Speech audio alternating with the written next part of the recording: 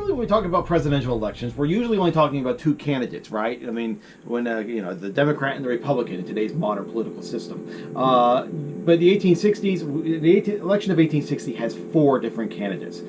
As we saw, as a result of the Freeport Doctrine, as proposed during the Lincoln-Douglas debates of 1858, the Democratic Party is actually going to split between North and South.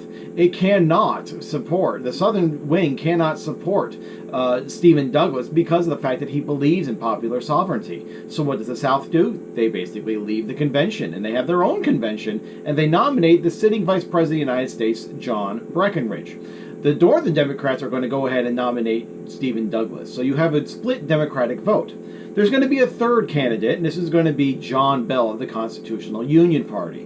This is a guy that basically is trying to take some votes from former Whigs that don't want to join the Republican Party, and they cannot vote for Douglas, so he's going to take some of those votes. And then, of course, Republicans are going to nominate Abraham Lincoln. Now, Lincoln is much more of a moderate when it comes to slavery, but he's going to be a little, he's going to be a hardliner when it comes to slavery in the territories. But he's going to leave slavery alone for the most part. He just says that he doesn't want slavery in the territories, in the new territories. There are others that are going to have a much more hardline position than particularly William Seward. Seward is actually the front runner going into the convention in 1860. But nonetheless, Abraham Lincoln comes out of this election. Now, it comes out of this nomination. The election's actually two campaigns waged against one another. In the South, it's basically between Breckinridge and Bell.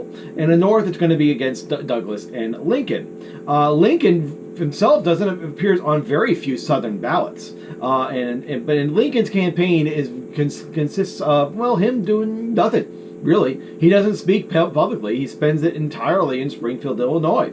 And it's during this time period that we're going to see gubernatorial and congressional elections being held before the presidential election. And these elections are going to show that the Republicans are most likely going to sweep the North. They're going to, they're taking the governor's mansions and the state legislatures pretty darn easily. So Douglas is going to basically suspend his campaign. He's going to go down into the South, and he's going to basically try to convince the South that just, Lincoln's election is inevitable, but don't secede from the Union. Because he knows that the South is going to react very radically if Lincoln is ever elected.